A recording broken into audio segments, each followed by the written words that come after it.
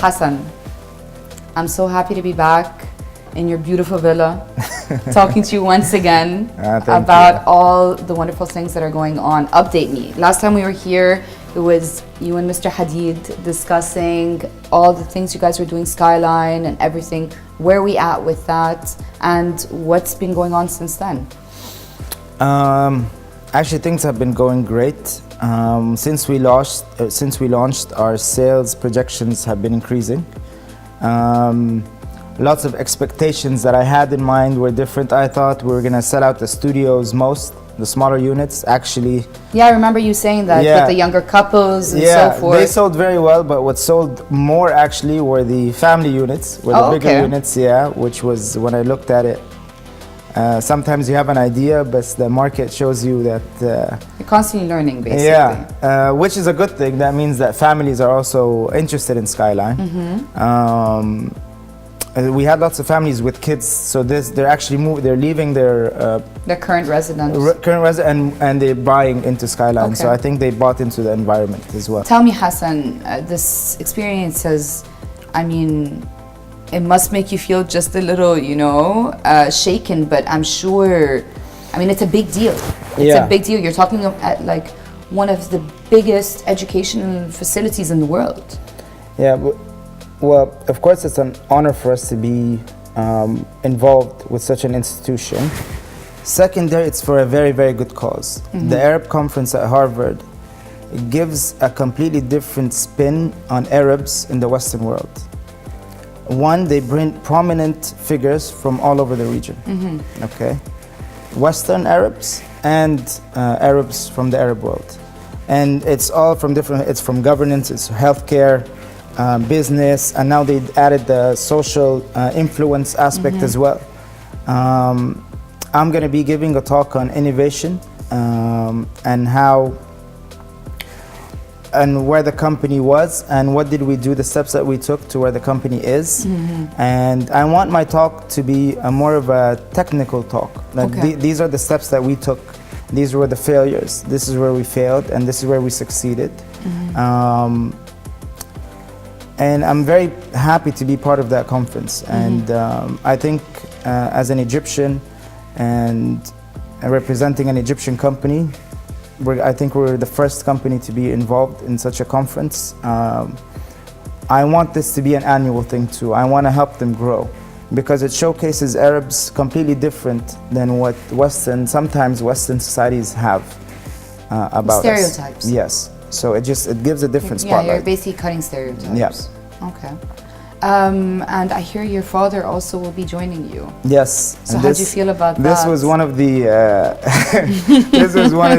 negotiations. It wasn't really a negotiation. It was more like, he's the founder and father of this company. So it wouldn't make sense to talk about the past without exactly. him So there. He's the main main speaker actually.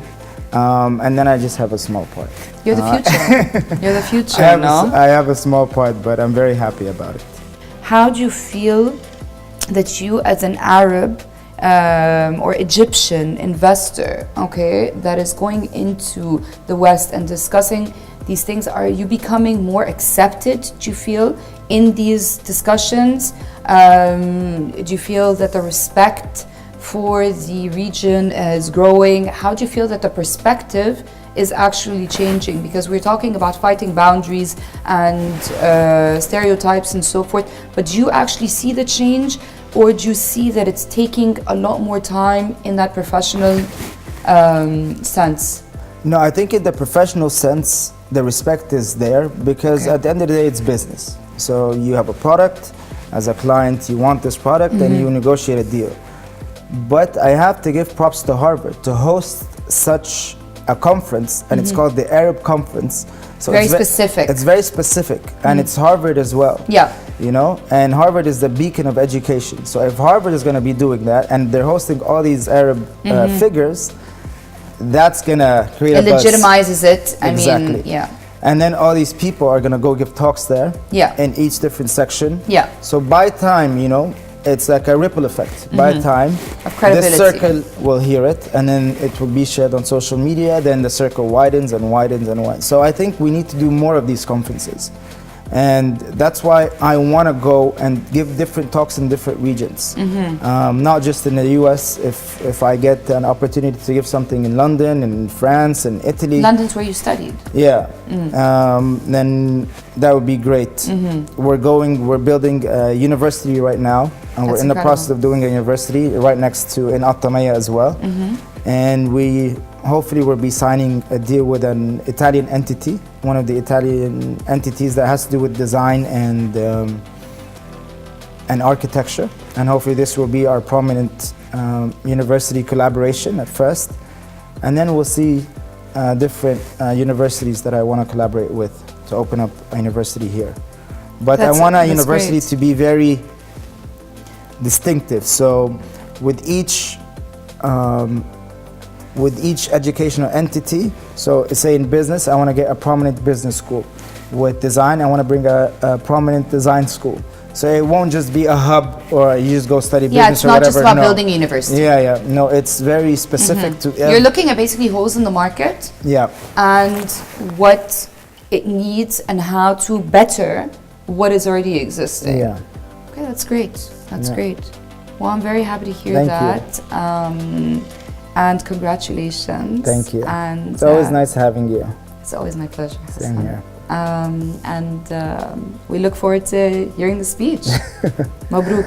Thank you, Hariti. Thank you so much.